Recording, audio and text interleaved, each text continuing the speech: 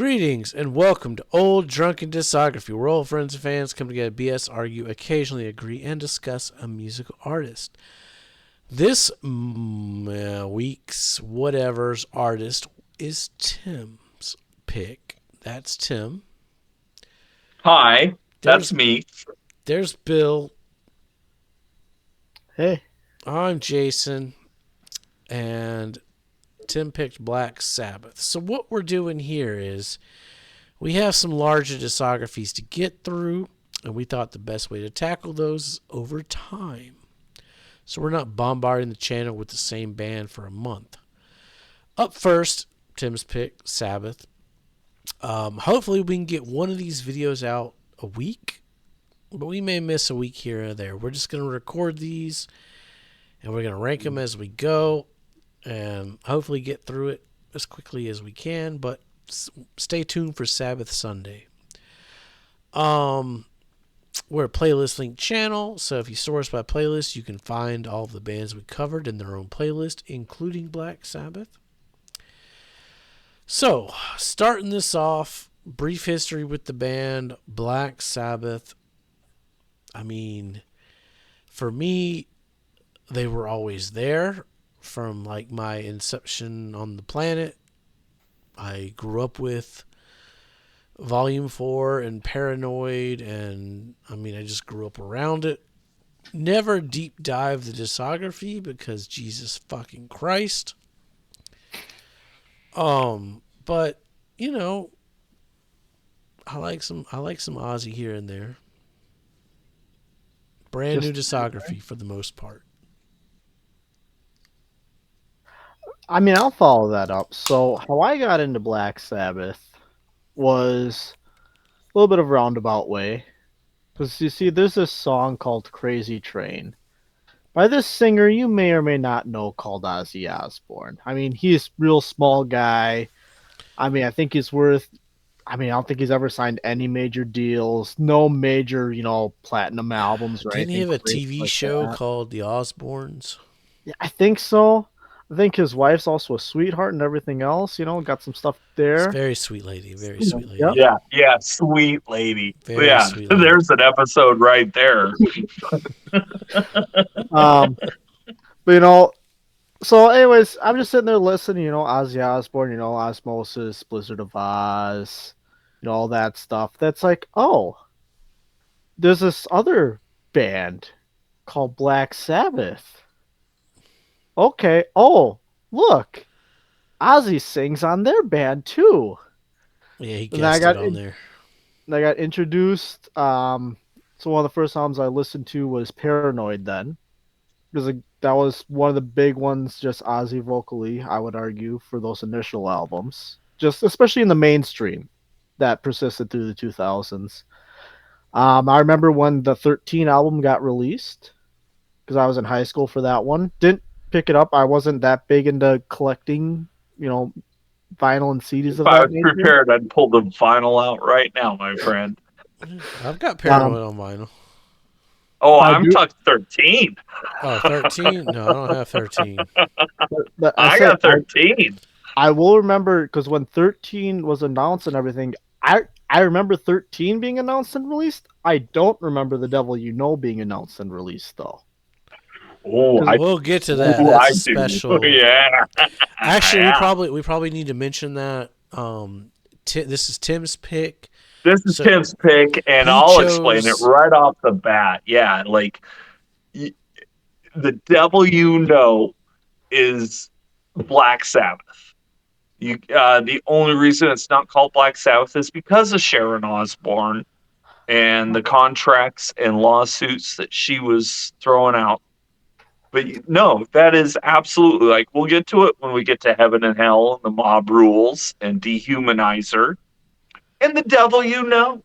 And Tim said that did 4 albums with Black Sabbath, and they're all fucking amazing.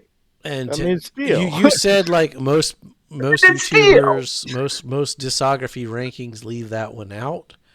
And most of them leave them out because of a technicality, and we're here to say that no, I don't care what your technicality is, and I'll even spoil it right now because we're on the first album. The Devil You Know is better than 13. Ooh. I mean, And that's I know, and people were waiting decades for 13.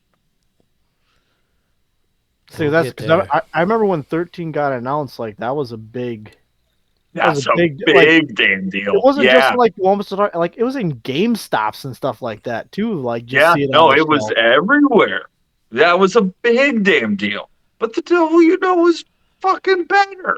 So, We'll get yeah, there. We'll we're get there. including that is a Black Sabbath album. And, it's up to you if you wanted to include it in the official discography or not. But at the very least, you got to hear it and you got to recognize that that's a badass album. And ODD, we gonna lump it in. We don't give a We're doing, fuck. yeah, no, we're adding it. That is a Black Sabbath album. The All more you right. know. So, were you done, Bill? You got more history? Yeah, I mean that's the shortest history I can give with the band. I could Tim, keep going, but no. what's your history with the band? Yeah, I mean, Brief, my brief history with this history. band, yeah, I know, I know. Um, uh, I mean, honestly, probably like my like I got into heavy music in the late 80s, early 90s. So at some point in there, I saw the video, like a cheesy video. I won't give it away, but it was probably from Born Again. Um, and so I just thought they were cheesy. Like Black Sabbath was just cheesy when I was introduced to them. But then in 94, which I was already in high school at that point, but still impressionable enough, there was a tribute album called Nativity in Black. It had White Zombie, it had Corrosion of Conformity, it had Ozzy, it had Geezer, it had Bill, it had Bruce Dickinson, it had Biohazard, it had Faith No More, it had Typo Negative, it had Ugly Kid Joe. Like the Nativity in Black uh, tribute album is really what threw me into the world of Sabbath. And I mean, we'll get into it. Like my first albums were probably Paranoid and Sabbath Bloody Sabbath. And between those two, it just kind of devolved. And then in my 20s, I really got into Iron Maiden. And that kind of led me down a path of like, well, let me really get into the classic metal shit. And yeah, and then I opened my eyes and my ears to the Dio ears and the Ian Gillan ears and even the Tony Martin ears. And yeah, I mean, this is one of the greatest discographies in my life. I was introduced to them, as an early teenager, and as I've gotten older, they've gotten better. And I'm here for this discography. All right. Well, let's just start out with number one, self-titled Black Sabbath, 1970. So can I ask a question here before we get too far ahead? So Sure. and I noticed this when I was listening. So there's differences between Spotify and YouTube on how they listed the tracks. Oh, this Mhm. shit's all fucked up. Yep. So Yep. that's Yeah. so like Yeah. on Spotify it would do as we have them listed here right now, where it's Wasp, Behind the Wall of Sleep, basically, and NIB as Mhm. as one As track. one track. And Yeah. then YouTube would Yeah. list them as separate tracks, separate videos. Mm-hmm. Yeah. Is there a reason why they differentiate between those, or is that just Welcome modern to the streaming? 70s US versus UK dilemma. Okay. Plus the analog converting into CD dilemma. Um, yeah, and then like we don't even have it listed here. Some copies even include "Evil Woman" as a track. I have Evil Woman listed on mine. Good, good, because you should. I, But it was not part of the original listing. okay. And in the late '60s, early '70s, in the UK, it was a common practice, and we'll see it on Paranoid. We'll see it even on like up through like Volume 4, where the more track listings you had listed meant the more royalties you made. So like into that whole a formula. song will get 3 titles and you get paid 3 times for it, right? Is that so much like the point system that you brought up before with like being a publisher with Yeah. a You writer? got it. Yep. There's so They many angles battled. to that. Yeah, this And there's band so many battled. ways to make money off of it. Yeah.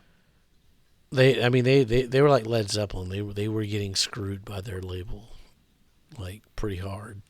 Plus, there's that. Yeah, we'll get into that deeper in this discography. But the producer on this, Patrick Meehan and Roger Bain. Patrick Meehan was their manager, and they ended up suing him. I mean, even here in 2025, that's still a contentious issue. Yeah. So we're obviously But we're that going shows how by. important this album is, too. You know, that they're still fighting over it. Yeah. Well, I mean, it's the first fucking Black Sabbath album. Which we'll say was recorded in what, 36 hours? And then mixed over a day? Like, they just whipped this out. There's no thought here. This is all performance. And if you go back and watch our Ramones videos, much like that first Ramones album that created an entire genre of music, here we are with the first Black Sabbath album. And yeah, if you go by the dates, so this was released on Friday, February the 13th, 1970. That's so metal. That's so metal, right? Well, at the time, that Yes. was so hard rock. Yeah. Yeah. Oh.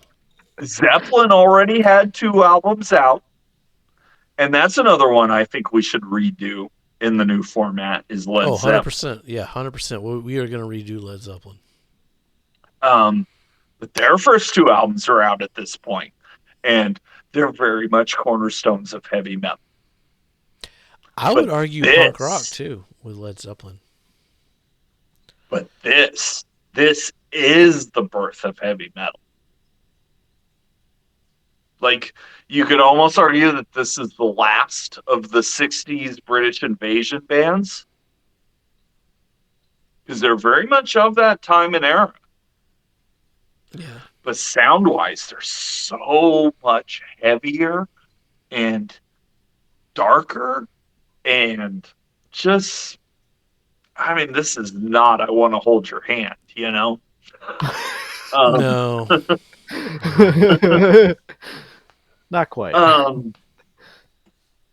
Yeah, no, much like our Ramones videos, and I highly recommend you watch those. And then you should watch these too, because Black Sabbath and the Ramones are the same band, just different continents, different decades, different genres. But they both created genres that are influencing us today. And this is the one that started it all. And it was released on Friday the 13th. Yep, that sounds like Black Sabbath. I'll run through my notes real quick. Black Sabbath, the opening lines of this discography are, what is this that stands before me? Figure in black, which points at me. Turn around quick and start to run. Find out I'm the chosen one. Oh no. 5 out of 5 sums up the band and discography and their legacy perfectly. The song itself starts out kind of slow and boring. Can you guys see that? I got like a reissue. I don't have like a fucking fancy like original or something. But on the reissue, on the hype sticker, what is this that stands before you? Nothing less than the unholy birth of metal itself. Yeah. Yeah. I love those first two Zeppelin albums, and there's some fucking great riffs on there. But this takes it to another level. And this absolutely encapsulates an entire genre of music. It has been there for my entire life. Yeah, not mine, but I get it. Like it does. I mean Led Zeppelin's fine, but like Led Zeppelin's like hard rock, almost pop. Blues. They're Yeah, hard blues. yeah, Yeah. hard blues. This is not Black And you Sabbath. can make that argument about this album. But Uh, it goes beyond it. I mean, it's there's all only that and more. yeah, there's only like a little bit of blues here. Yeah. I mean, Um, Yeah. Blizzard has a harmonica. but honestly, if I had to pick a low point on this record, it would be the opening track. which is that's your low point. If I had to pick one, that would be Black my low Sabbath point. by Black Sabbath on the album Black Sabbath. The Wizard, top song contender. Their harmonica sells it. Crazy drums is Black Sabbath. Wasp. And that's Ozzy playing the harmonica too. We'll throw that out. Oh yeah. Fuck yeah. Yeah. We went with the North American track list, which combines a few songs. The bass stands out quite a lot, which wasn't something done a lot back then. What's up, Geezer?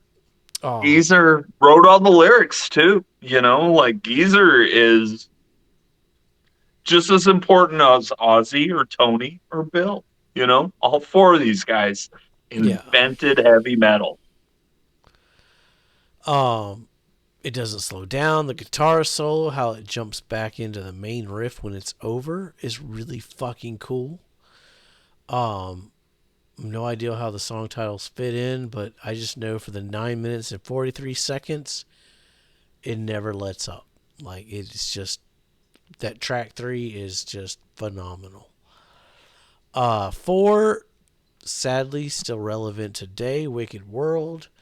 The world today is such a wicked place, fighting going on between the human race. People go to work just to earn their bread, while people just across the sea are counting their dead. This is 1970, and he's saying this shit. It gets a little jazzy in places, which is weird, but it works. Top song contender. Track 5, A Bit of Finger, Sleeping Village, Warning. 14 minutes, 13 seconds long. Again, it doesn't let up. Amazing guitar work. It just sounds like my childhood. College football playing on the TV in a smoke-filled room with the smell of beer lingering in the air while I make He-Man fight Skeletor. God bless the 80s. How about that guitar towards the end of Warning, Bill? All right. Jesus. So I'll follow that up just because. So when I listened to it, so I listened on Spotify first, which lumped everything together, and then when I did, so that's why I did my initial listening, and then when I went and took notes, I went to YouTube, which broke out some of them to an extent. Like Wasp and basically didn't get broken out; they just got lumped in with NIB and Behind the Wall. Basically, it's almost always lumped in with NIB, and again, that's a case of the UK royalty system at the time. Like, if you had 2 song titles, you got paid twice. Yeah. We'll get into that with the Beatles. I mean, the song's NIB. Clearly, that's the song. Oh, God. And it's got a bass intro. Yep. So, let's see here. So, starting off, so the song Black Sabbath on the album Black Sabbath by the band. But the band. Black Sabbath. We're starting with the bell. It just doesn't get better than that, does it? I mean, when Ozzy comes in, like the first lyrics you hear, "What is this that stands before me?" I mean, I've been listening I to this know. track for 30 years. I still get the fucking goosebumps, Well, I'm you just saying know? about the fact that, like, I mean, AC/DC fucking copied the bell from Black Sabbath starring the album. Yeah. Right? As did So did Metallica, for whom the Metallica. bell Yeah. tolls. Yeah. Yeah. Like, Yep. but anyways, my comment, the song, it's very simple, but goddamn is everything effective on it. It works perfectly. It's and then you get to the end of the song, with just when you don't think it could get any fucking better, and it fucking does. Oh, Yeah. Yeah. That fucking tritone, man. It's so good. It's so good. and then I mean, Wizard, starting with our harmonica. All right, again, solid song. My note is knowing where they go. They just perfect aspects of this and make it better. That's not saying it's bad at all. I just knowing what Black Sabbath and they do after, like, this is just the beginning. It's very Well, and like I mean, Ramones to we're Rocket to gonna talk Russia. about Paranoid, but Yeah, Paranoid comes out in the same year, and in 1 year they not only create a genre, but they perfect it. yeah, Yeah, like Leave Home. Exactly. yep. There's Main three band. things in this world that you can trust. You can trust the first six Ramones albums. You can trust yourself, and you can trust the first six Black Sabbath albums. Like those things will not let you down. I don't know. Two of those I could trust. The third one, I don't know. No, no, I'm here I to don't. tell I you. don't. I All don't know. three of those are solid. I don't know if I could trust myself. Well, that'd be the weakest link. That would be The the other two weakest of are the three. rock solid. The other So two are rock solid. let's see, track 3. So, oh gosh, so the list one I did must have combined Wasp with Behind the Wall of Sleep together. Right. And then occasionally you also get basically an NIB in that same track as well, Yep. depending on your format. So YouTube, the one I listened to, separate, and I know that it went right in order because the transition between Behind the Wall of Sleep into basically slash NIB was damn near flawless. I mean, there was an ad in between, but I could tell they fit together seamlessly. Um, Sure. Yeah. so as for Behind the Wall, like the bass was fantastic, great uptick there, great guitar, great vocals. Say again, I mentioned the bass again, just being phenomenal in the background. And Mm-hmm. then my exact comment, great transition into NIB, absolute rocker of a song. The difference between the bridges and the verses and the chorus was holy shit. Um, the quote I wrote down: "Look to my eyes, you will see who I am. My name is Lucifer. Please take my hand." Like holy shit, like fucking So the goosebumps whole right idea there. behind that song is you are Satan. Yep. You've commanded all this shit, right? But then some fucking lady comes along and knocks you off your ass and just throws everything outside the world. Because that's how strong you ladies are. Sharon. So here I'm gonna throw in. Well, I'll go to Wicked World next, and I'll throw in the other one that I got later on here. But with Wicked World, like, it's just a groovy song, smooth the whole way, a great flower of a song. So then, Jason, I know you were curious on how they split up the last 3 songs in one for A Bit of Finger, Sleeping Village, and Warning. Yeah. So Sleeping Village is what starts. The weird, haunting air to it is great picking up in the transition. Um, it just keep going, and then it was you hit like a little bit of an instrumental period. It's like okay, it just happened, and then you get to Warning, which is 11 minutes long in and of itself. Okay, yeah. But goddamn, Yeah. I want it to be 14 minutes long, Yeah. especially when it gets to the end. That's a guitar Well, and I solo there, can't remember. Creed. That's a guitar solo. It's a guitar Right? solo every Yeah. 2000s band. Take notes. Well, and I don't remember the name of the club, but like this whole album was kind of put together in a club in Germany, which was the same place that the Beatles kind of like got their shit together. Like everybody knows about the Cavern Club in Liverpool, but I think it's Hamburg that where like the all the best British bands went to like hone their craft. And the Beatles were first. Black Sabbath was last. By the time they got there, it was a shithole. You know, like they could barely fill the place, but they got to do 3 nights at 50 minutes. Every night is 3 sets. Each set is 50 minutes. How do you feel that? And this is what they came up with. Oh.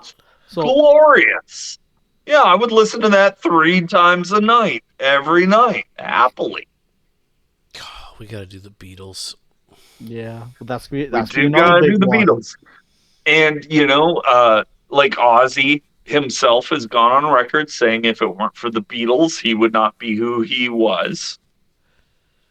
But you can make a clear delineation as far as the British invasion and 60s rock, where if the Beatles started it, Sabbath ended it. Yeah. Because after this, nothing's the same. They completely changed the game. And then what? Like a couple months later, you got Zeppelin 3 coming out with the Immigrant song? Come on. Hey, now. Hey, yeah. Fuck you. Man, Zeppelin 3's good, though. Zeppelin 3's fucking It's fucking amazing. good. Yeah. It's better than 4.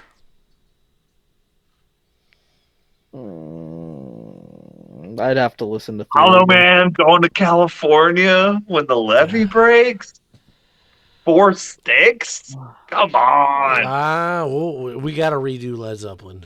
We got to do Zeppelin. Yeah. Oh, last Uh, one I'm gonna check in here. It's sort of a bonus track from the sound of it, or how it works out. Evil Evil Woman Woman. My was note. technically their first single. That was the first thing Sabbath ever released.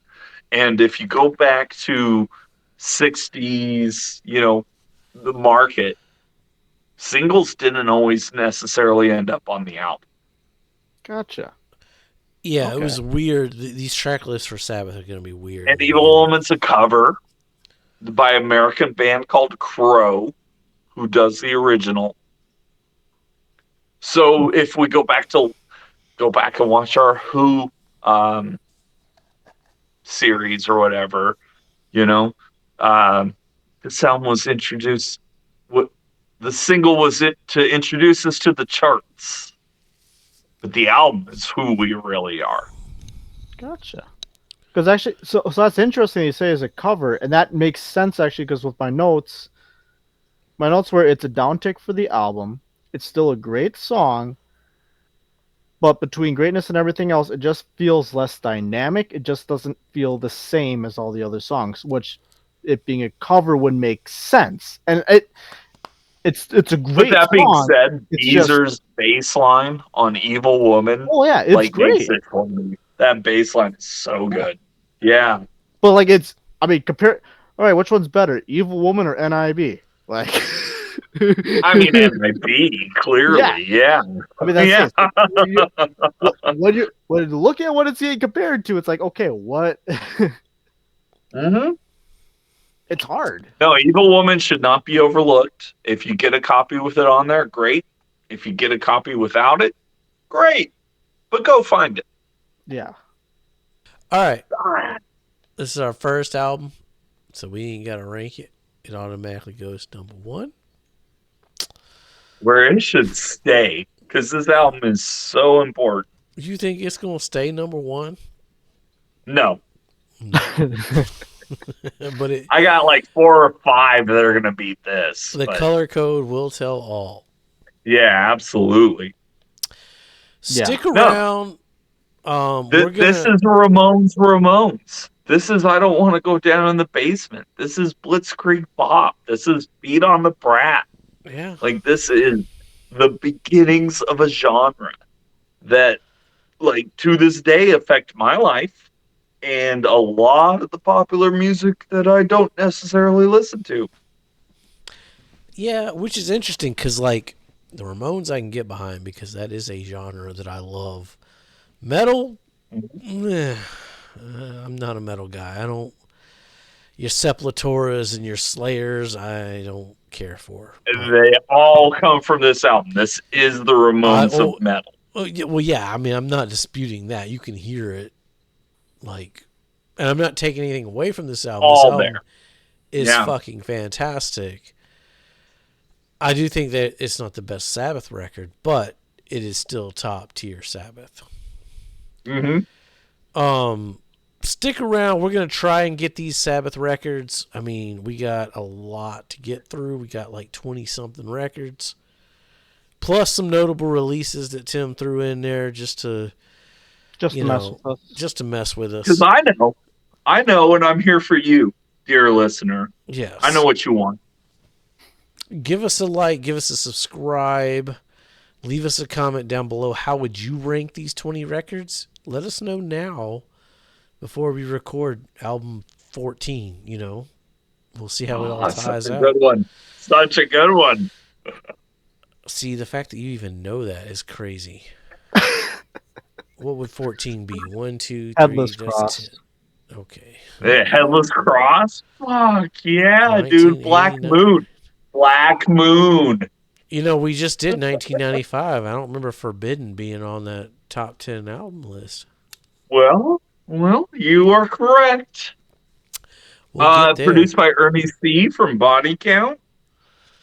Ice-T's on that album.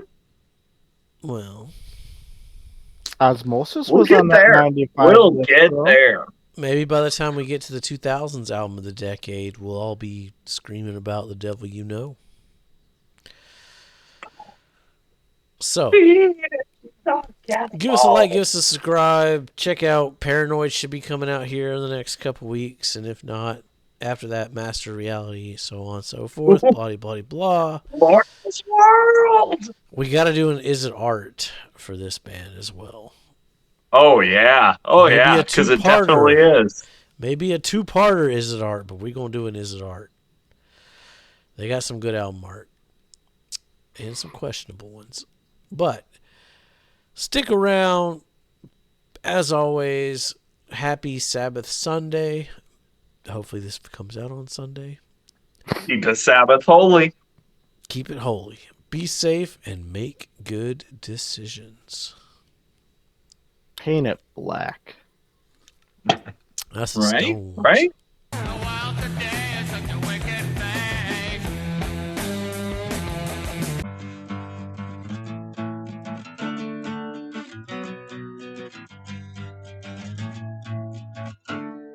And then you go a little woo, and then a little whoop, whoop, whoop, whoop, whoop, and then it's all, and then you're ready to go again.